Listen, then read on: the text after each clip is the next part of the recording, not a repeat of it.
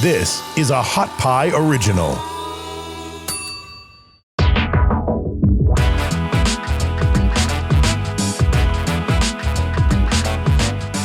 Hey, what's up, everybody? Welcome to the DNP-CD Sports Podcast presented by Oddsshark. I am Chad Fisher, alongside my co-host, Mr. Tony Farmer. Chad, how you doing today, man? I'm good, brother. I'm good, man. I'm excited because we got an awesome guest. As usual, we always got great guests on here. But this is a guest that everyone's going to be interested to hear from because he is a Lakers beat writer. He writes for Lakers Nation, Trevor Lane, awesome reporter. And the Lakers are a very polarizing team. They always are, especially this year. They didn't really live up to expectations. They had some injuries. There was a little bit of drama in the locker room. We'll talk about this with Trevor, but Markieff Morris kind of said in his exit interview and his exit interview with the media, he said that there was some selfishness on that team and that there was people weren't seeing eye to eye. So we want to get the inside scoop from Trevor and see what he says, what he thinks. He's been covering this team for a long time, and he's a senior writer for Lakers Nation. So it's going to be awesome. Really this is going to be an awesome show. I'm looking forward to this all day. I've been looking forward to this since we booked this guy. When I contacted him and he said that he wanted to get on the show, I was immediately just super excited about that. And he might not have come on if the Lakers got ousted. If they didn't get ousted early, so he might have been too busy for us or something. But there's so much information to get to because this is a team that's in flux. They got a lot of moving parts coming into the season. They've got a lot of free agents. They've got they got Anthony Davis, who was not healthy this year, and LeBron wasn't healthy this year now either. This is 2 out of 3 years with the Lakers that his season has ended in injury. Not ended in injury, but he's been plagued by injuries throughout his season. And so it's going to be interesting to get the insider's perspective and see what the Lakers are going to do, what's on their mind, how they're going to change this team, because obviously they're not going to stand pat. They got a lot of moving parts, and they got to upgrade that roster if they're going to go for championship number 18. Yeah, and good point about, the Lakers' loss might be our gain. And I feel very fortunate to have him on the show. But before we talk to him, why don't you tell the folks about one of our favorite sponsors, Chad? Yes, I definitely will, brother. Oddsshark. Oddsshark is your source for the latest odds from leading authorities, expert editorial content, the hottest sports news, and detailed matchup picks. Looking for statistics and trends for an upcoming game? Oddsshark has that too. And the best thing is that it's absolutely free. Yeah, so if you want to get a better understanding of the odds and the math behind the numbers, how are lines set? Why do lines move during the week in the NFL, for instance? Oddsshark will give you all the tools that you need. They're a proven industry powerhouse. They have access to info from around the globe, giving you the chance to access the best sports odds on the planet. Whether you want to check out tonight's odds, this week's hockey or basketball trends, maybe you want to look at the future markets or anything in between, head on over to Oddsshark and start thinking like a shark today. Yeah, and that's ODDSSHARK.com. Check out some of their articles on there too, man, because they got great articles. Awesome insight. Breaking down any a big upcoming event. They're going to have an article on there to give you a little bit a better understanding of what's going on, what to anticipate, what to expect, and everything like that. A go-to resource for the DNP-CD Sports Podcast because we love them. Not just because they sponsor the show, but it's an awesome resource, man. We were going there before they sponsored the show. We were going to Oddsshark. It's free. You're silly not to. They're doing a lot of the heavy lifting for you. That's I think that's a great point. Is they're doing a lot of the heavy lifting for you.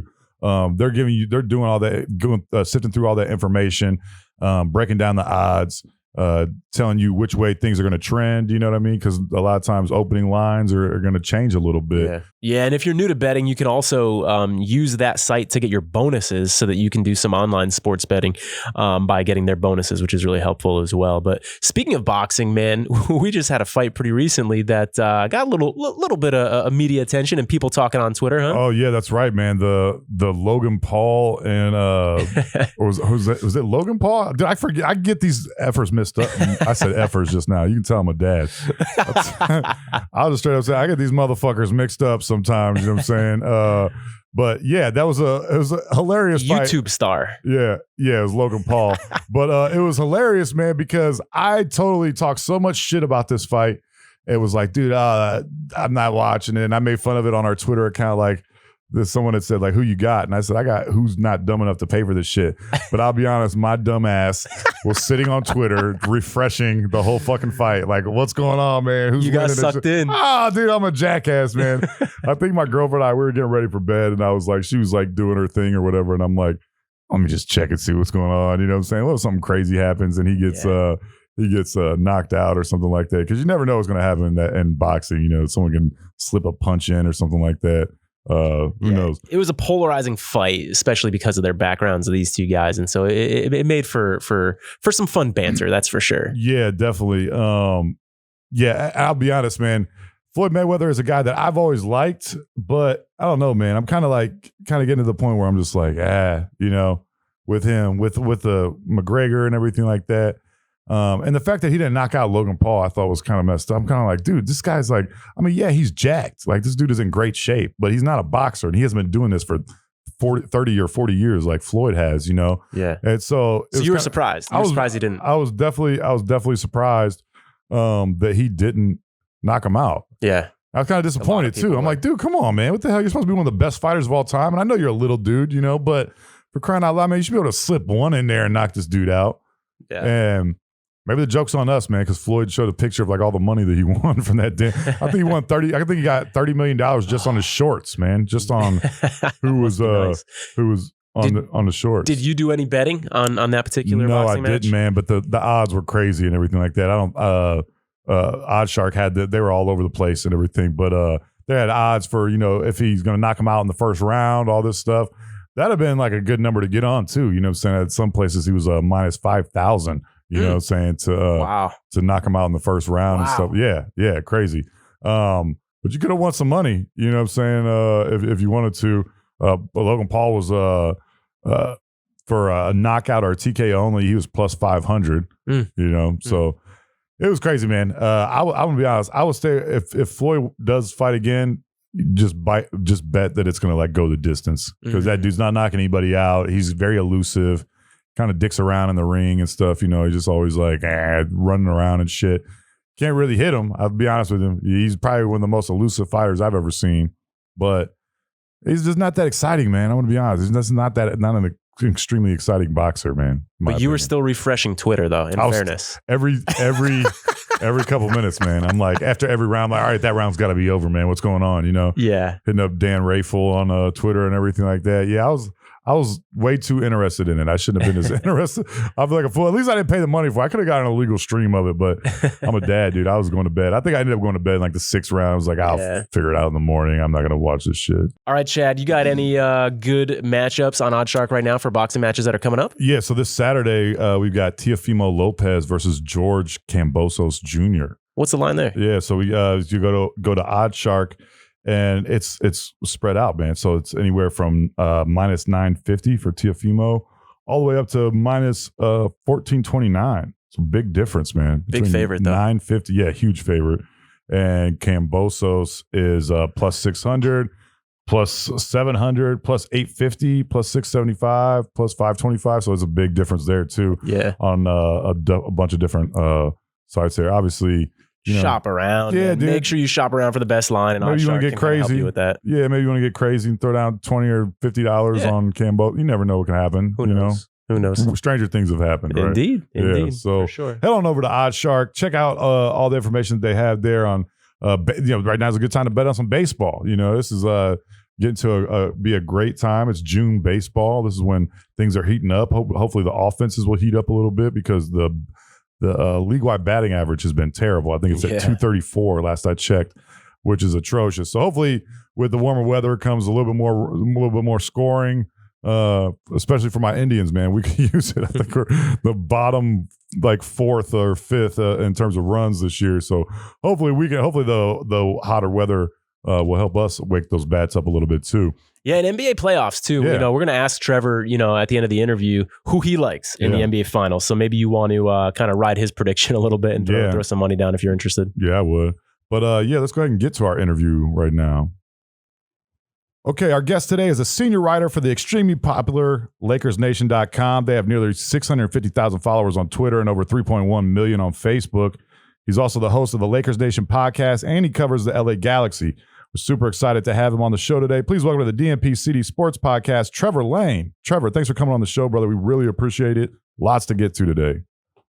Hey, no problem. Thanks so much for having me. And I don't cover the Galaxy professionally, just a fan. So I had to put him in my Twitter bio. Okay, there you go. But yes, I do spend all my time covering the Lakers. Oh, tough job, man, out there in LA, just watching basketball. That's awesome, brother. Trevor, first things first, you have a daughter and you're a youth sports coach.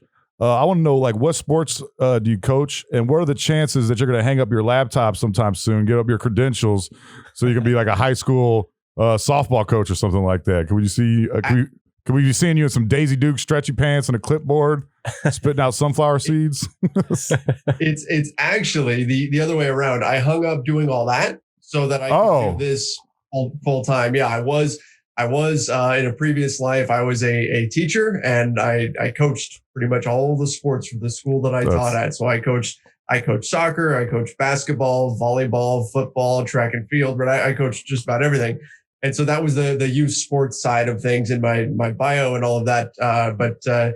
Yeah, so I haven't been able to do that now that I'm full time just on Lakers. I'm not coaching at this point, just focusing on covering purple and gold. Yeah, you just hang out behind the home base in the stands and just yell at the umpire. That's what I would do, man. What the hell's wrong with you? That has happened. I have been ejected from a game or two in my time, but fortunately, I don't have to do that anymore. Jeez, that's awesome, dude. That's so cool. Trevor, I just want to give you a little bit of background on me that I think will help us with the interview here a little bit. So I'm from Mansfield, Ohio. I grew up about 45 minutes away from LeBron, and I'm 6 months older than him. We played in some of the same summer leagues and everything like that, and I knew guys that played against him a lot. I had friends that played against him a lot in high school and everything like that. And then when he went on to play for the Cavaliers, I was a sports writer for the Cavaliers for a little bit, for a couple of years. So I was in the locker room and everything like that. And so I have a little bit of familiarity with LeBron, but I want to ask you something that everyone seems to talk about every single year. When is LeBron going to start to show a decline? We saw that he did have an injury this year, but when do you think that'll happen where we start to see a statistical decline in his game? You know, statistically, it's incredible the way you can watch a game and you're going, LeBron's kind of having an off night tonight. And then you look at the box score and you're like, geez, he's got a triple double. Yeah. That's just what winds up happening. I mean, mess around and get a triple double is pretty much, it's LeBron. Yeah. So statistical decline, I don't know, but you've seen a definite decline in terms of the athleticism. We're starting to see that where he's relying a bit more on the jumper, which all of the basketball stars have had to do as their careers went on. But we're seeing more of a reliance on the jumper. He's having to use the mental side of his game quite a bit more. So I think we're starting to see that physical decline, and the injuries are starting to pop up, right? Two of the 3 seasons he's been with the Lakers have ended with injury, or effectively ended with an injury. So I think that's becoming a bigger factor as well. But when he's healthy, he's still one of the best. I think if he stayed healthy, he was probably going to win the MVP award this season. Mm-hmm. It seemed like that was the way things were going. And then unfortunately, Solomon Hill rolled up on his ankle, and that was that for his MVP campaign. But I don't know, man. Father Time's undefeated. At some point, it's going to really kick in. But I know fans in LA are keeping their fingers crossed and hoping that he continues to perform at a high level for at least a few more seasons. He is one of those guys that I watched so much of his career. You know, I'm a big Cleveland Cavaliers fan. I always have League Pass, watch probably 80 to 90% of the games. And there were so many games when you're like, oh, LeBron's having an off night, and I check the box score, he's got 26, 8, and 8 or something. You're like, dude, what the hell? Where this guy? He's only, he takes 12 shots or something like that to get to that 26. Very efficient player. He makes it look easy. Yeah, he does. He does. He really does. For sure. Hey, what went wrong this year with the Lakers? You know, was it just injuries? Was the roster not a good fit? I mean, how do you kind of explain this season? Yeah, and just to add to that, in the season closing interview, Markieff Morris flat out said that there was a problem in the locker room, that everyone wasn't on the same page, and that there was some selfishness in the locker room. Do you have, obviously I want to put you on the spot, but do you think that some of the guys that he's referencing there?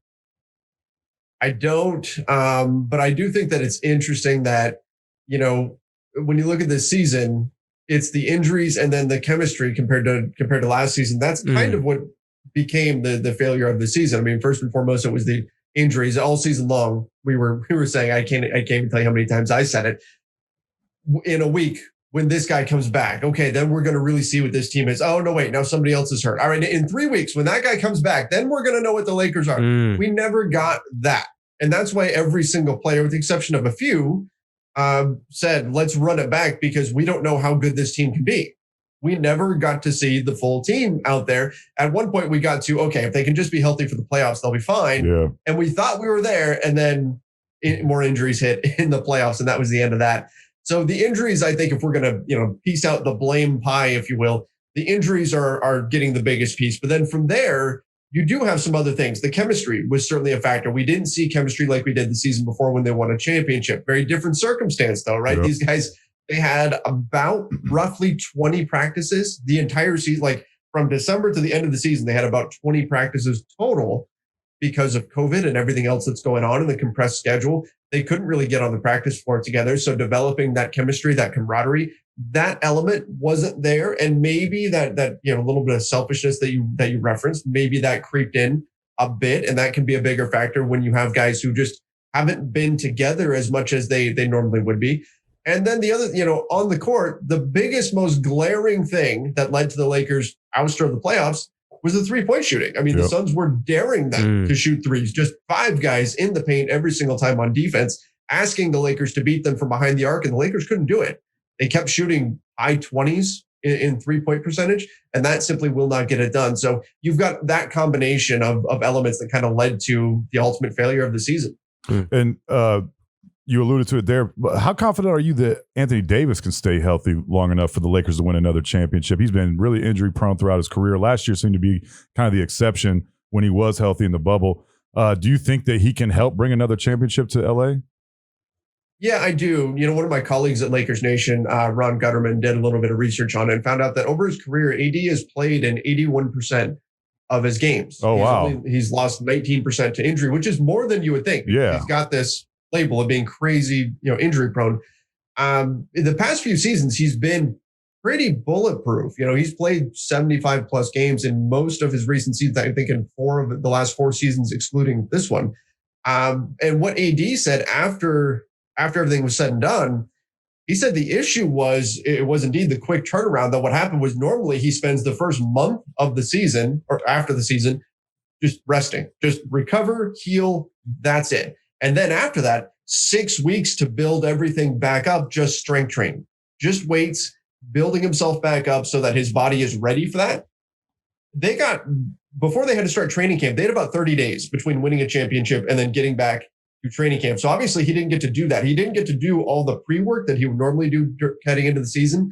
So in that sense, it's not necessarily a surprise that he suffered this many injuries, but he does still have that history too. So is this going to be the outlier in the last few seasons where he was relatively healthy are the norm? Or is it this season is a reflection of the seasons from earlier in his career and he's going to be injury prone moving forward? There have been a number of former players that have come forward, including Robert Horry, former Laker, saying Anthony Davis needs to change his offseason regime, change his everything that he's doing, right? And they said fire his trainer. Some people did.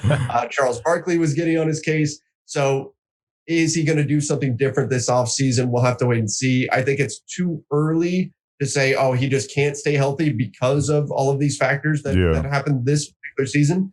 But man, I got to tell you, it's certainly scary every time he hits the floor. That's for sure. It definitely is.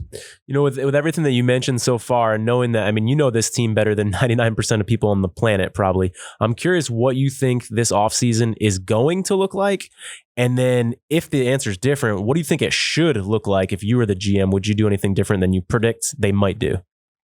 It's hard to predict. Well, here's the thing. Last offseason, we thought, okay, they won a championship. They're going to run it back. Everybody's going to come back. Nope. There was huge turnover. They got rid of Rondo and JaVale McGee and Dwight Howard and on, and instead brought in new guys. They said, we don't want to be complacent. We want to go out there and actually improve the team.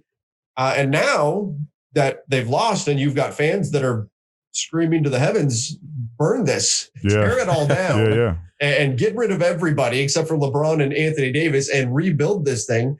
You've got Rob Pelinka coming out and saying, this was external factors. We think we had a championship team here, but it was the injuries. It was the compressed schedule. It was all these other things that prevented them from being what we thought they could be. So I think it's going to be really interesting to watch what they do. They do have, it's something ridiculous, like 10 free agents and restricted free agents. So there's going to be change. But the big question is, who's going to come back? Who are they going to really prioritize bringing back? And then from there, can they target enough shooting to make up for this glaring weakness that we had this season? So I think there is going to be change, but maybe not as much as some fans right now would like to see. Do you agree or disagree with that notion that this is a championship caliber team if you get rid of the injuries and the drama, et cetera?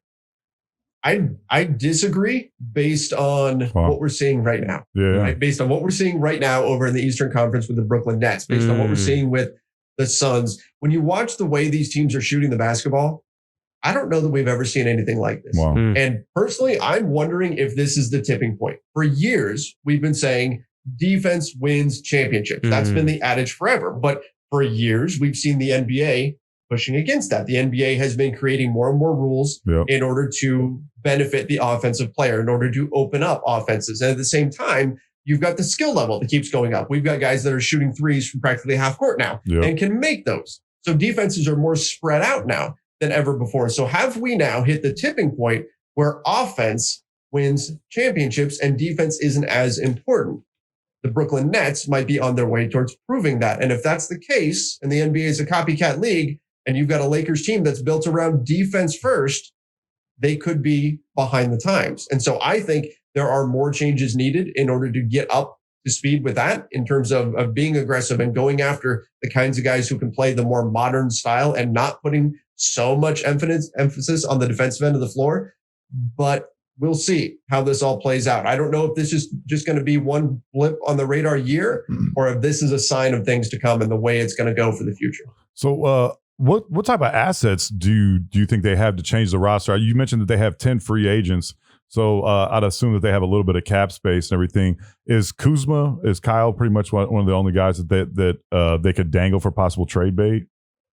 Well, I mean, they actually have no cap space. They'll still be an over the cap team just with, they'll have Kuzma's contracts on the books, Kentavious Caldwell-Pope, LeBron, Anthony Davis. They still have Luol Deng's cap hit sitting on their books as well. So they still do not have cap space. So that's why for them, the name of the game is going to be retaining as many free agents as they can, because if they've got their bird rights, they can go over the cap to bring those guys back. But in terms of assets, they'll have the 22nd pick in the draft, which, you know, a lot of people say, oh, the Lakers don't have any draft picks. They actually have their first round pick in 5 of the next 7 seasons. They just don't have that many that they can actually put in trade offers because of the Stepien rule and the way all that works out and the way their trade with the Pelicans went down. But they do have a number of first round picks that are tradable after they make the selection. So that's the case with this year's pick. They have the 22nd pick in the draft. So I imagine that's something that will come up in trade talks. Kyle Kuzma and Kentavious Caldwell-Pope both making right around $13-ish million. Those guys are probably their most tradable assets. If you wanted to do a sign and trade, you can talk Dennis Schroeder, you could talk Taylor Horton Tucker, but most likely you're looking at the first round pick, Kuzma, KCP. Those are the types of pieces. Obviously, you wouldn't be getting a star for that or anything, but it is something to work with. I don't know who you could go out there and land at this point, but they're not completely void of assets. Andre Drummond started 27 games last season. Do you think he's going to be back? And do you think he was a good fit with the Lakers? I think it all depends on the price. You know, Drummond was, and we just heard this the other day from Mark Stein, was that Andre Drummond had an agreement with the Lakers, had a deal that in exchange for him coming to them on the buyout market, he got the starting job. That was part of him joining the team, which we assumed. We assumed that was the case, but that was confirmation that indeed was the agreement with him. I think we saw flashes, and Drummond himself mentioned this, that you know, there were some flashes with him and Anthony Davis, but they never really got in sync. They never got completely up to speed. So it's hard to say if Drummond will be back or not. Rob Pelinka likes him a lot. Rob was his former agent a few years ago. I didn't know that. And so I think that matters. But the price tag matters too. The Lakers aren't going to have much money to go spend. And if they have to dip into their exception in order to go and bring back Drummond, is that really the way you want to use your assets in the modern NBA to get a traditional big man? You're probably better off going out there and looking for a wing player or a guard, given the way the league is going, and not allocating too much money towards the center position. It's kind of like the running back now in NFL, where if you're spending too much money on a center that can't shoot threes, that's going to be a problem for you in terms of building out your roster. So I think it really depends on the number, where that all comes out at. But, Anthony Davis also had a comment where he feels like he could play next to any center. So I don't think they're locked into bringing him back. I think they would like to, but it's going to depend on what else is out there for him offer-wise and if there's a workable deal there. And if not, I think they'll move on. You said that you're super high on THT, Talen Horton-Tucker, and that the Lakers can make him restricted. Do you think they will, or is he someone that's eligible to be dangled for trade bait as well? No, I think they'll definitely make him restricted. Yeah. And if they weren't going to, if they weren't high on him, they would have pulled the trigger on that Kyle Lowry trade earlier in the season, which was going to be Kentavious Caldwell-Pope, Dennis Schroeder, who's got his own contractual situation going on there. He'll be a free agent. And THT or Lowry, and there could have been picks involved. We don't know those details, but they are very, very high on Talen Horton-Tucker. They believe in him. They believe in his talent. He's still a very young player. He's just 20. He doesn't turn 21 until November. Yeah. So young player, incredible physical profile, 6'4" with a 7'1" wingspan, got the ability to handle the basketball. Certainly has his flaws, but they believe in him moving forward. So I would imagine unless they get an offer that really, just bowls them over, he'll be back. He is protected by something called the Gilbert Arenas provision, or that's how we tend to know it. And that makes it so opposing teams can't offer more than a mid-level exception, essentially, to THT, which would allow the Lakers to retain him and not just be priced out of bringing him back. So it's a situation where I think the Lakers can and will do what they need to do in order to keep him around, unless they get, just like I said, some crazy offer. He got the LeBron seal of approval over the last few years. LeBron has talked about how much how good of a player he thinks he can be. Do you see him being a contributor next year? You said he's only 20 years old, and that's a lot to ask for a 21-year-old to be coming into a situation with two big-time veterans like LeBron and AD. But can he be a contributor next year? Because obviously that would go a long way, and then be able to save some money, and then also bring along someone that they've had in the organization for a couple of years. Well, he's not just somebody who's got LeBron's support. LeBron found him. Oh, yeah. LeBron found him in a gym and called up Rich Paul and said, hey, you need to look at this kid. And that's what got THT onto the map. Yeah. LeBron seeing him in a gym. And so that kind of got the ball rolling for him. So, yeah, there's definitely that connection there. I do think he can be a contributor next year. A lot of people are talking about, hey, if Dennis Schroeder leaves, if he goes somewhere else in free agency, maybe the Knicks or whatever, can THT be the team's starting point guard? And I think it's probably a little too early for him to make that leap, to ask him to do that. But, everything we've heard from people who would know, who are close to him, is that he's everything that you would want in terms of the work ethic. He's very humble. He understands exactly what his role is on the team. He knows what he needs to do. He understands the flaws in his game and what he needs to work on and what he needs to fix. So, they're very high on him for the future. But to ask him to be a starter on a championship caliber team at 21, it might be a bit of a stretch, but I think he will get there sooner rather than later. So we talked about Andre Drummond.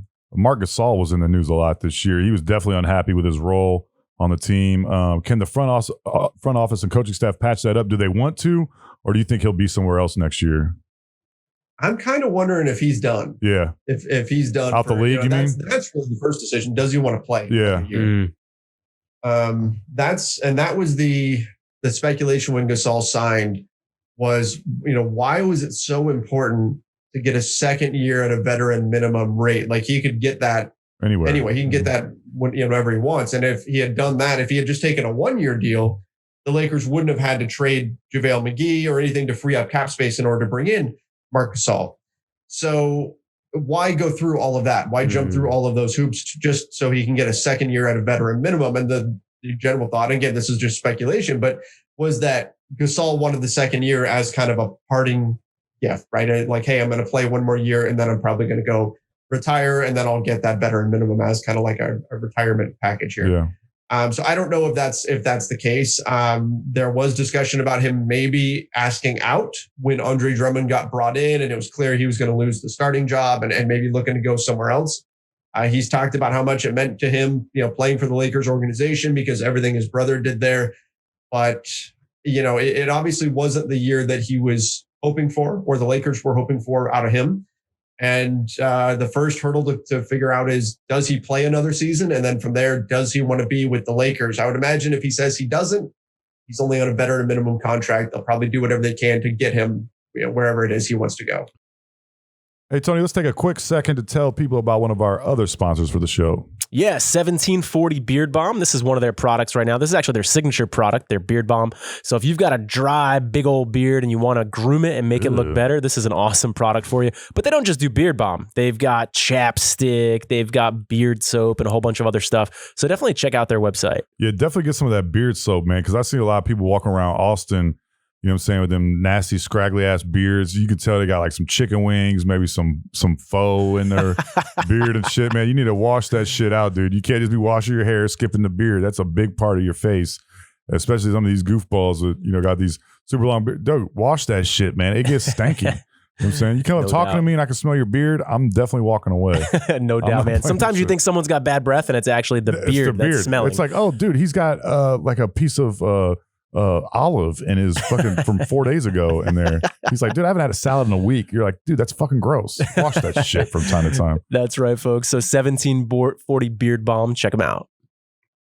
The last question about a big man here. Montrezl Harrell, he has a player option for next season. Do you think he'll exercise that? Or would he be potentially looking to go somewhere else to have maybe a bigger role? Would they have to promise him a different role on the team next year? I feel for Trez. You know, he's in a tough spot. This is 2 years in a row now, right? We're heading into a potential free agent year where the playoffs were not kind to him. I mean, we saw him buried on the bench here in the playoffs and towards the end of the season once Andre Drummond arrived. And before that, you know, you look at the month of March and Trez was putting up 20 and 8. Yeah. He was basically leading the team with LeBron and Anthony Davis out, and then done. He was not part of the rotation. He didn't seem like he was part of the plan anymore.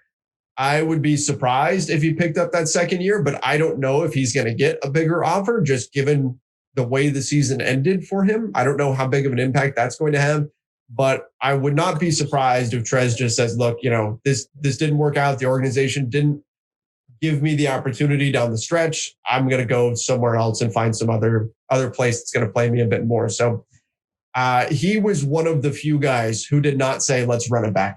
Right. And I think that's telling. Yeah. You know, I would be surprised if he was back next season. And honestly, just with the heart, the hustle that he shows every time he's out there on the floor with what he's done, that's disappointing. But I think it's probably best for him. If that's going to be the SOP moving forward, that he's just kind of an end of the bench guy. He's probably going to get a better opportunity somewhere else. Could that be one of the guys that maybe Markieff Morris was referencing? Because we know that when he was with the Clippers the year before, a lot of the guys on the team kind of insinuated that there were bad locker room guys on that team, and they kind of they had the opportunity obviously to re-sign him. They could have. And they kind of like let him walk in a sense. And now this is 2 years in a row on two teams that he's been on. I'm not asking you to say specifically or outright that's him, but it seems like that he's the common denominator here because there's two teams in a row that have said there's been locker room problems and he's on his way out on both of those teams. Yeah, I mean, it certainly could be. And just based on his posts on social media, he made it very obvious that he was not happy, and his conversations and exit interviews and all that. He doesn't seem like a guy that was super happy out there. So, and understandably, he wasn't getting the opportunity. So I could see where, he might have been that rain cloud in the locker room. But again, there's nothing we can't say for certain. Nobody's naming names on anything like that. Yeah. But you can see, and again, we can empathize with why he would feel frustrated if indeed that was the case. There's no way Frank Vogel is on the hot seat, right? Or is that possible? And if there's drama in the locker room, how much responsibility does a coach in an NBA locker room take for that? I don't think he is, because of the compressed schedule and because of the injuries. Right now, if the Lakers were totally healthy and they didn't have any of these issues, and they went in and flamed out in the first round, yes. Yeah, for sure, right? People would be looking at the coach. But because there's these other things, these external factors to look at, I think he's pretty safe. They were looking at extending his contract during the season. They like Frank Vogel. As far as the locker room, it's tough. He's actually done very well at something that can be extremely difficult, and that is empowering all of his players and making sure that every player feels like they have a voice and they will be heard. And it's not him this authoritarian figure that's yelling directions at them. It's a very collaborative process within the Lakers, even when they're in their meetings, going over the X's and O's when they're in the film room. It's very collaborative. Doing that is great, and it's a great environment for the players, but you still have to maintain some level of authority with the team. And I feel like Coach Vogel has done a really nice job of walking that very, very fine line. But again, it is a fine line. So you can always be on that tipping point where you can lose the locker room too when things aren't going well. I do think the Lakers are committed to him though. And moving forward right now, everybody's looking at it as, hey, it was injuries this season. Next season, we're going to come back and we're going to be a lot better. If there's problems next season and they're healthy, maybe things start to change there. But for right now, I think he's pretty safe. And General Manager Rob Pelinka has kind of given him a vote of confidence as well, and said that, kind of insinuated that he wanted to re-sign him as well. And his contract's he's got another year on his deal, correct? So that'll be interesting. I don't think there's any way that they can let him go after winning the championship and in the bubble and bringing those superstars together and coalescing and having such a great year. I think they got to give him at least a couple more years to see how that shakes out. But Trevor, I got to ask you, the question that's on everyone's mind is how bad is Space Jam 2 going to be? Because I've seen LeBron act, and I don't have high hopes. I saw previews. I noticed he got that playoff hairline working out for this movie and everything like that. He got the new playoff hairline, but I just want to ask you, like, what are your expectations for this movie and everything? I am walking into it with zero expectations. I don't know what we're gonna see out there. I know he's changing his jersey number to match his Space Jam jersey, going back to number 6. I sure hope the movie isn't bad, because if it is, then it's going to be that constant reminder with him wearing the same jersey number all season long. But no, I hope it's good, but I'm walking into it with zero expectations. Yeah. Trevor, do you have a favorite sports movie of all time? Favorite sports movie, there's you think of like The Sandlot, right? That's just classic. Classic. I think that's the one that I always go back to as one of my all-time favorites. Always enjoy that one. Caddyshack, of course, is up there. Oh yeah. That one's a great sports movie. And there's The Mighty Ducks, right? Oh yeah. That one I forgot about that one. Stuff. Yeah. That's a good one too. But no, there have been so many great sports movies out there. I don't know if Space Jam 2 is going to make it. I don't think so. That upper tier. I don't think it's going to make the top 50. But maybe. Yeah.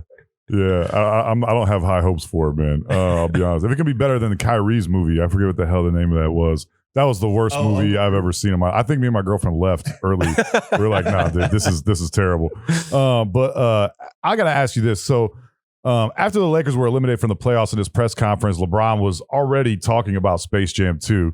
I'm sure I'm not the only person that took exception to that the season just ended. And I know LeBron, he jokes around a little bit here and there, but for him to already be talking about the movie, do you feel like he was at all disinterested this year? The compressed schedule, I understand he's trying to make a repeat and everything like that, but was he thinking too much about, because I think this is a legitimate question, was he thinking too much about the movie? Because we've heard for years and years, 4 or 5 years, that he's going to make Space Jam 2, and it kind of coincided with him going to LA, going from Cleveland to LA at that time, when the Lakers didn't seem to have too many assets or too many reasons for a player of that caliber to go there at that time.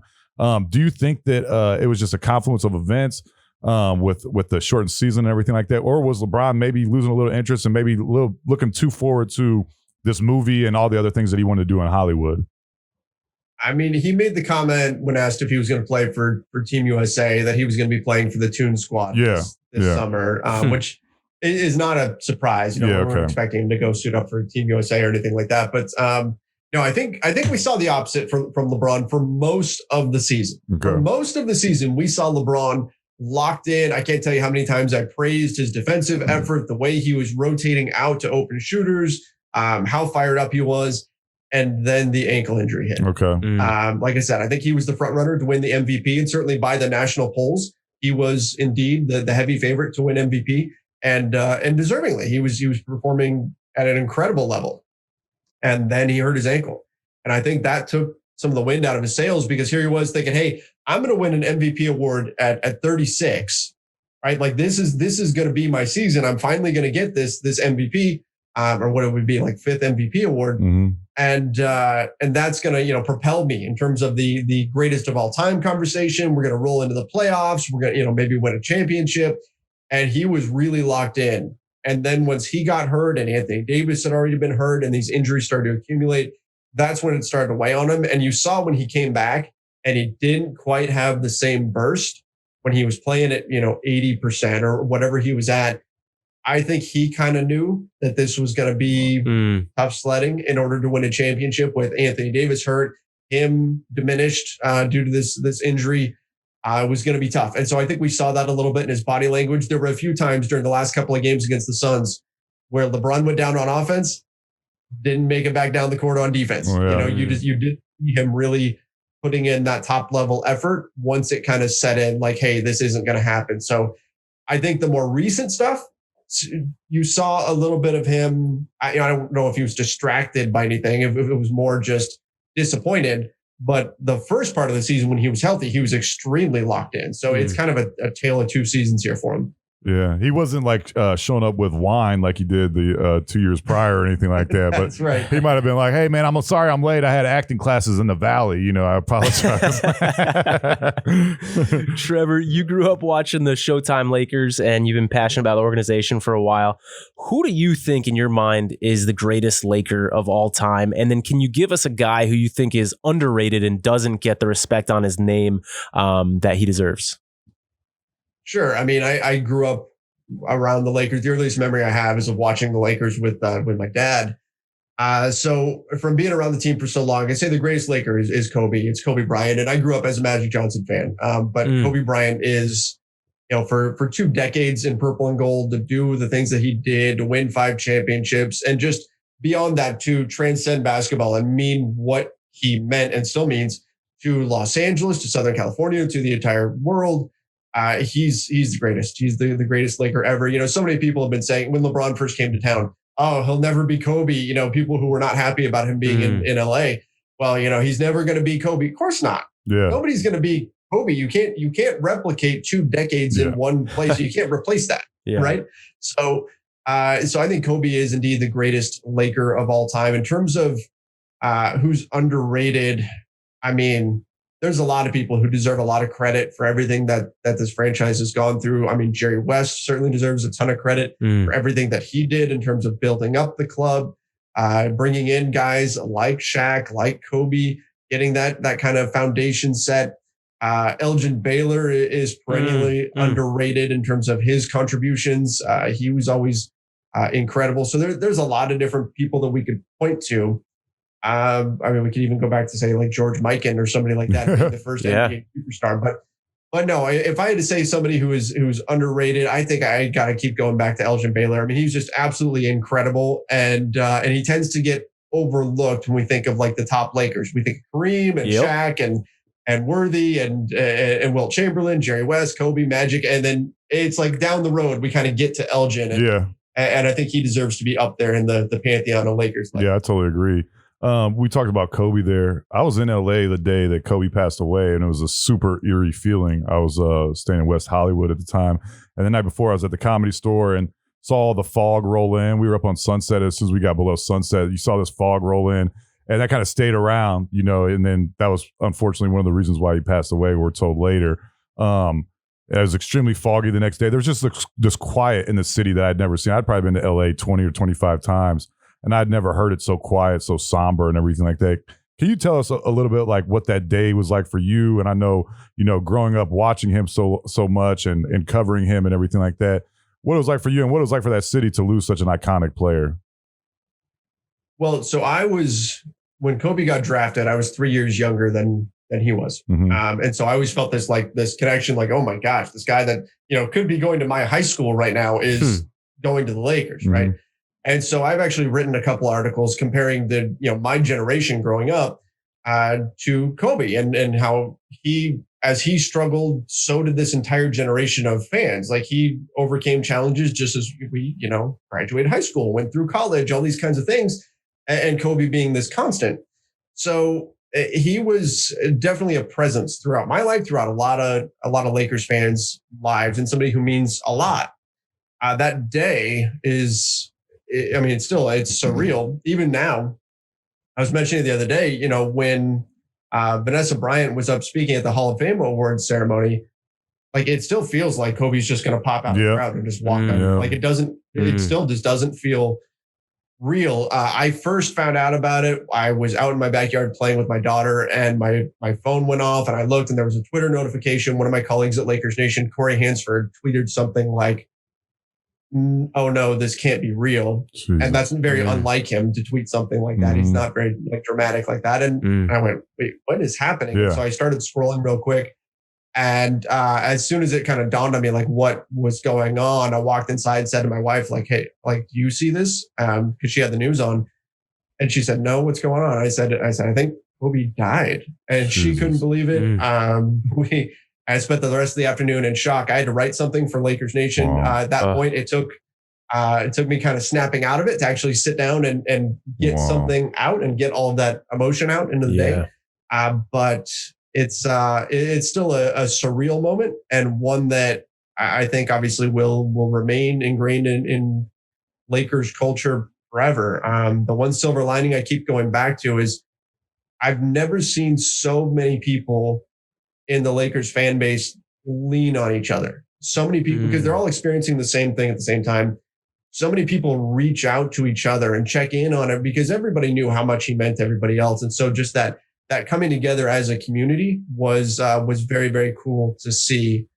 So that's the one silver lining I keep going back to that I'll always remember in a positive way from it. Yeah, you saw the outpouring of support at the Staples Center and everything that was there and all the things that the fans left them and everything. And I heard that Vanessa got everything cobbled together and had it delivered to her house, which is awesome. And she keeps that stuff still to this day. Oh, wow. And it's awesome that happened. I remember when it first happened, I was in LA, and a friend of mine texted me that, and I was like, dude, this is like some terrible joke or something. Everybody was in denial. I mean, nationwide. Yeah. It was like, no way. This doesn't happen. I remember reading a tweet from Kevin Love. He was saying that he was hoping it wasn't true. And then there was like for a little bit, it was trending on Twitter that this was like a hoax or something like that. And I was hoping that's what it was. And at the time people were saying it was a hoax, where I was like, all right, well, someone call him, dude. Like, you know what I'm saying? Like, let's get him on the phone, man. But I remember, I think every sports fan will remember where they were when they found that out. And I remember, I'm not even like a huge Kobe fan. Obviously, I love the dude because he meant so much to basketball, and he was just a dog, man. He was like, somebody that we'll never see another guy like that. He was of the ilk of Jordan and everything like that. That killer instinct that he didn't give a damn about who he was going up against. You were not his friend. He was going in to kill you, you know. And we'll never see that again. We'll never see that type of player again, I don't think. But everyone will remember where they were. And I remember I had to sit down for a moment when I found out. I had to sit down in a chair and was like, "What the hell, dude?" Yeah. Like it took my breath away. And I'm not even a huge Kobe fan or a Lakers fan, you know, but I think everyone will remember that for the rest of their lives, where they were when they found that out. So you got him at the top of your Laker list. Where does he fit in all time? Do you think, great question. With the all-time greats? All time, gosh, I mean, I haven't gone over the all time in a while, but I would imagine, and my knee jerk reaction would be that he's somewhere in the top 5. For me. That's what I would say. But then you start going through the names, and it's like, who do you not put in? Right. You know, no matter what, you're leaving out somebody who's great. But you know, obviously, I've got plenty of personal bias there and everything. So I would put him securely in my top 5. I'm not one of those people that's going to say he's the greatest ever or anything like that, or he's better than Jordan or any of that. But I give a lot of credit to what he did in terms of maximizing his potential. And that's something that I've always respected about him and looked up to, is the way that he was able to take his basketball talent, his natural talent, and push that to its furthest limits. We don't look at Kobe and say, "Oh man, you know, what if he had put in a little bit more work?" There is no little bit more work. The guy was a maniac. People say it all the time about Shaq. Like what if he had practiced his free throws a little bit more? What if he had been in a little bit better shape? How could Shaq have really been? Nobody will ever say that about Kobe because he pushed it as far as he possibly could. And so for me, that gets him some bonus points and gets him up there a bit. But you know, I know there's a lot of different arguments you can make about where he should fall in the greatest of all time list. Yeah, I'll be honest with you. I'll put him in my top 3. I think it's LeBron, Michael Jordan, Kobe. That's how I would do it. I've watched so much of LeBron's career, so I'm biased in that sense. Even though I have a love-hate relationship with him, you know what I'm saying right now. I understand why he left and all these things, but I'm still upset about it. But, Cleveland guy. But LeBron is the best player that I've ever seen play, and obviously Jordan was at his career kind of ended when I was growing up 7, 8, 9 years old and everything like that. But yeah, I put LeBron, Jordan, Kobe. I think that's definitely the top 3 in my opinion. And just the killer that Kobe was, we're just never going to see that. That's a lot of one thing that people say that LeBron lacks is that killer instinct that Kobe had and everything. I just want to ask you a couple more free agency questions, if that's all right. Oh, actually, one thing real quick that I thought was interesting. I was watching a game the other day, the New York Knicks, and Julius Randle they were talking about Kobe. Interesting story. I'll try to cut it short, but he said that Kobe would always encourage him to. They were in Julius Randle's hometown one night when Kobe was playing his rookie year, Julius's rookie year, and he was getting ready to go out see his family and everything like that. And Kobe was like, "Where are you going?" He's like, "I'm going to hang out with my homies and stuff." And he's like, "No, dude, you're coming to the gym with me to shoot around." And so he took him to this gym, had him shoot around, and then he got to go out and hang out with his family. Well, then, so because of that, Julius, every time he's on the road, he'll find a gym to shoot at. He'll find a basket to get in front of and everything. Mm-hmm. And he was in some location recently, and he asked a high school coach to open the gym up for him. And he goes, "This is awesome that you're here, man, because the last NBA player to ask me to open up the gym for him was Kobe Bryant." And he said no one else has done that since. And so I thought, I get chills just thinking about it, dude. It's just an awesome story, and it's awesome to see how he's still affected so many people in the league to this day. But just an awesome guy, gone way too soon, unfortunately. But I do want to ask you, I got a couple more free agency questions before we let you go, brother. You said that Alex Caruso is one of the most important free agent for the Lakers this year, I believe. And I just want to because a lot of people would not say that. You're probably one of the minority that thinks that. Can you tell us why you think that, and what do you think is going to happen with his free agency this year? Sure. Yeah. I mean, look, Alex Caruso, he's got all the nicknames, right? The Bald Eagle, the Bald Mamba, Big Balder brand is another one. He's great. He's great. But the thing about him, he's one of these guys that is way more valuable if he's on a team with players that are better than him, right? Like if he's on a team with stars, he's really valuable. If he's asked to do the heavy lifting, he can't really do that. Mm-hmm. What he can do is play off of players very, very well. He makes smart cuts on the offensive end, and he plays very tough defense, very mistake-free defense. And that's why if you look at the Lakers' advanced metrics, you look at their net rating, it's LeBron James and then Alex Caruso. Wow. Right? And Alex Caruso is, we call him the plus-minus king because he is usually leading the team in plus-minus at the end of every game. He just makes winning plays out there on the floor. Again, if you are a team, if you're the Orlando Magic, say, and you're rebuilding and you want to go spend money on a player that's going to help take your franchise to the next level, it's not Alex Caruso. That's not what he's not. You're not going to give him the ball and say, "Here, take control of the offense." That's not him.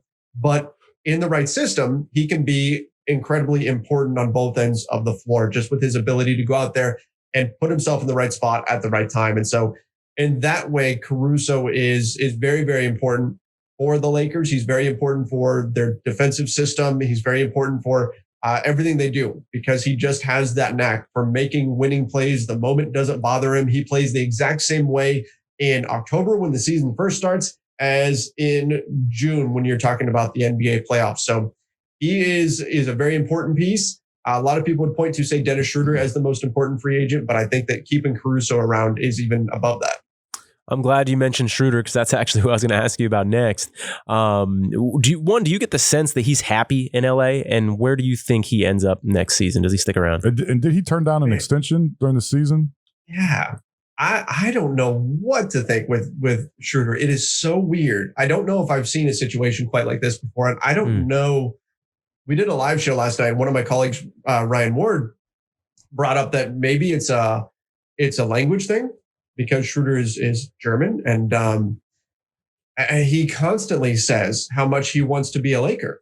Mm-hmm. Like he's even in his exit interviews, like it sounded like he was pretty much confirming that he's back or that he's going to be coming back. Yeah. But then you look at his actions and it just doesn't quite make sense. I mean, there was the story that came out from Ramona Shelburne the other day suggesting that There were people in the organization that were frustrated with Schroeder because of his play on the floor. They tried to trade him potentially to go get Kyle Lowry. He turned down the extension. We thought for a while, hey, this extension's going to get done. Schroeder keeps saying how much he wants to be a Laker. The Lakers want him around. Right. They're going to come to an extension. And he kept saying no. And finally, from what we know, and again, this is rumored, but from what we know, they finally said, here's the max. Here's the most we're allowed to offer you right now. And that was 4 years, 84-ish million. Wow. So you're talking about 21 million a season? Right. For Dennis Schroeder, which is... It's a lot of money. That's a lot of money. Yeah. That's a lot of money. And he said no with the reasoning being that he wants to go through the free agent process because he's never done that before. Okay, that's to me, if I'm thinking about that, that's understandable, right? Why you would want to have that experience. But is that worth potentially over the next, like he turns it down in say February. So over the next 3-4 months, if you blow your knee out, that money's gone. Like, is it worth taking that risk that he took in order to get that experience of being a free agent? Or is it that he really wants to go somewhere else and that's why he's not signing the extension? Just the actions don't match up with what he's saying. And so I don't know what to expect here. And obviously the Lakers don't either because they looked at trading him. So I have no idea where this goes now. There's not even that many landing spots for him in free agency out on the market, except for the Knicks as kind of the boogeyman out there that have plenty of cap space, but there's a number of targets they can chase after. So it's a weird situation and it could go any number of ways. And it's just so hard to predict at this point. And who do you think are going to be some of the targets for the Lakers in this offseason? You said that they've got 10 they're going to try and retain a lot of their free agents and everything like that. But is there somebody that you can think of that could really help that team? Yeah, I mean, for them, the name of the game is mostly going to be retention, keeping their own guys because of where they are in the salary cap structure. Most likely they're going to have a taxpayer mid-level. So they're going to have like $5-ish, a little bit more $1 million a year to offer. So that's not a lot to go out and get somebody. So because they can go over the cap to bring back their own guys, I think they're going to focus on bringing those guys back. But they will look to add some pieces. As far as a guy who's out there, there have been people who've been talking about, Kelly Oubre Jr., maybe they go after somebody like that. Doug McDermott, another wing, players like that. Somebody who can come in and shoot the ball. I've even seen people mention former Laker Wayne Ellington. Detroit Piston. Players like that. Basically, everybody's just looking at shooters, and that's what the Lakers are probably going to look at as well. But every team's looking for that. Right? Every team right now is looking for guys who can shoot the ball and defend. So who they're going to get without a lot of resources, I mean, we'll have to wait and see. It's something where they're not going to be targeting the main guys out there on the market. Instead, they're going to be kind of sorting through the players once the dust settles that they can get to come for cheaper. Okay. Yeah, that sounds about right. Last question for you here, Trevor. Now that the Lakers are out of the playoffs, I want to get your finals pick and then who you see winning the finals. So for the finals, I think it's hard to pick against the Nets right now with how good they've looked on both ends of the floor. They've been doing some incredible stuff. I mean, right now, I believe this is still the case.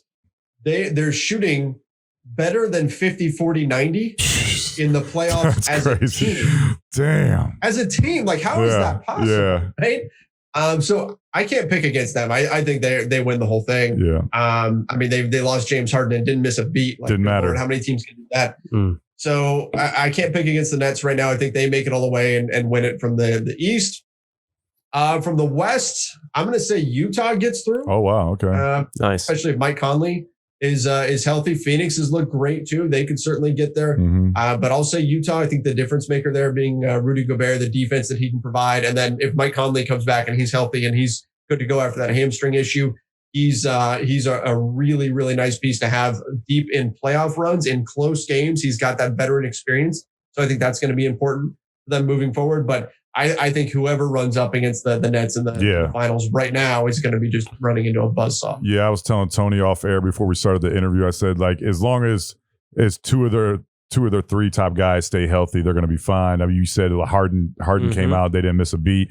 I think, I'm going to be honest, I think KD's only really at 75, 80%, and he's still damn good. He's still nasty as hell. Yeah. And him and Kyrie, I just don't, as long as they get two of those guys healthy, I don't see anyone beating them. But stranger things have happened. Utah and Phoenix both look really, really legit. Yep. I wouldn't want to play either of those guys, but I think it's going to be a great Western Conference Finals. It's going to be a great finals.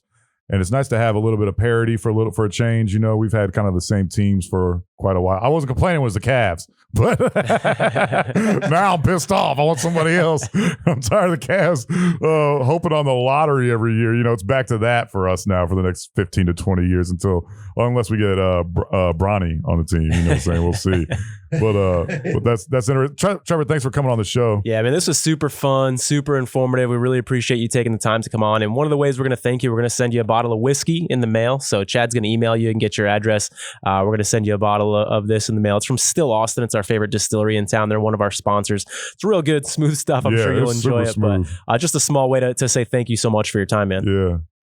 Thank you. I appreciate that. I'm going to need that to help me get over the way the Lakers season ended. I was going to say, drink a bunch of that and then start posting on Twitter how sad you are that the Lakers man, this is bullshit. Rob Blake needs to get out of here. Something like that. But Trevor, this is awesome. Thanks for coming on the show. We really appreciate it. For everyone out there, give him a follow on social media. He's on Twitter at Trevor_Lane. That's TREVOR_Lane.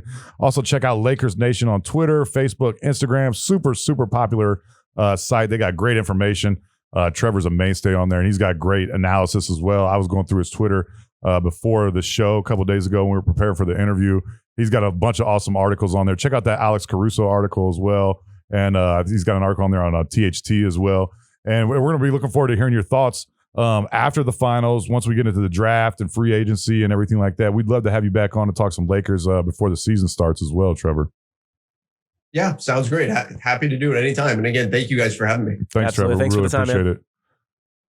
All right, Tony, that was Trevor Lane from Lakers Nation. That was such an interesting interview. So much awesome information in that interview because I know once the Lakers season ended, I couldn't wait to get an insider perspective on what went wrong, how they're going to fix it, what type of assets they have going forward. And a guy that's there every day watching that team, for him to analyze their needs and what went wrong this season, it was awesome to hear. Yeah, man, we're really fortunate to have him on the show. He's really one of the best in the business. Really. So knowledgeable. Yeah. You know what I mean? He rattled stuff off so quickly. That dude knew his stuff, man. Yeah, man, and put his opinions out there with no problem at all. Mm-hmm. I mean, really, really, really good, great guest. Yeah, wasn't afraid to answer tough questions and everything like that. He didn't shy away from it. He wasn't holding the water for the Lakers. He was willing to give them some criticism and talk about like what they needed to change and what went wrong this year. And he wasn't just being a fanboy and everything. He was giving an honest assessment of that team. And that's awesome to hear, man, from a guy that's lived that organization his entire life. You heard him say that, he grew up with the Showtime Lakers, and some of his earliest memories are of watching those teams play and everything. He watched Magic and all these other guys and Kobe and what that guy meant to him as a player and a person. It was awesome to hear, man. It's just great to get that type of perspective from someone that's plugged into one of the biggest franchises in sports. Yeah, man. And that doesn't always happen, that the team that you're covering is also the team that you grew up rooting for. I think fans a lot of times just like assume that everybody that's covering the team is like a hardcore fan of that team. And nothing could be further from the truth. But it's cool in his case that he actually grew up watching the team that he's now covering. So there's a little bit of Laker colors in his blood. Yeah. A little bit of purple and gold. I think that helps, man, because you see how passionate he is about the Lakers organization and how much they mean to him. And but he's also, he's not just going to be a fan and just say, oh, they had a great year and everything. Yeah. And it was just unfortunate. No, he laid out laid the groundwork for what went wrong and how they need to get better. And it was awesome to hear. Yeah. Because he is one of the best. So make sure you check him out, Lakers Nation. Yeah, for sure, man. And I think we're one of the best sports shows out there, dude, Chad. So how can people follow us? You can find us on fucking everywhere, man. We're everywhere. Billboards near you, man. But no, man, you're gonna find us on your screen right now. We're at DNP-CD Sports on all platforms, pretty much. Give us a follow. Please give us a review. Those things help big time when you review us. When you leave a few sentences and everything, words of encouragement. It helps us big time. Comments on YouTube, thumbs up on YouTube if that's where you're watching it. And tell your friends, man. I had a couple people come up to me or text me this week and said they love the podcast and they've told other people about it. And then now those people are big fans now and everything. And so I think we're doing pretty well, man. The charts speak for themselves, dude. We're doing great in the charts. Yeah, absolutely, man. The show is doing well. We're going to continue to get great guests. We're going to continue to step our game up to make sure the listeners are still enjoying the show. Yeah, definitely. The streets love us, man. What can we say? Streets love us, man. Streets love us. We love the streets back, brother. Come on. Shit. Chad, before we take it home here, can you tell folks a little bit about Oddsshark? Yeah. Oddsshark is your source for the latest odds from leading authorities, expert editorial content, and detailed matchup picks. Looking for statistics and trends for an upcoming game? Oddsshark has that too. And the best part is that it's absolutely free. In-depth expert analysis, stats, and numbers and trends to help you make the sharp game day picks. So whether you want to check out tonight's odds, maybe some of those boxing lines that we were talking about earlier, this week's hockey, basketball, NBA playoffs, or anything in between, maybe some futures. I like looking at NFL futures this type of year. Yeah, there's free agency action going on. I love that. So if you want to check any of that stuff out, head on over to Oddsshark and start thinking like a shark today. Yeah, and that's ODDSSHARK.com. I don't know why I always spell this out when we're right here. It's right here, dude. You know what I'm saying? Just if you can read accurately enough, it's pretty easy. Bam, right there for you. But Tony, this was a great episode, man. I had a lot of fun. Yeah, man, nice work. And we'll hit you with another great guest next week, guys. Yeah. So make sure you give us a follow on all the social media platforms. Tell your friends, tell your mama and them. Let everybody know how much you love the show. And we will see you guys next week with another awesome guest. For Tony, I am Chad. Have a great week, everybody. Peace. Thanks for listening. You can find more episodes and all other Hot Pie Media originals baked fresh daily at our home on the web at hotpiemedia.com, the Hot Pie Media YouTube channel, or wherever you listen to podcasts.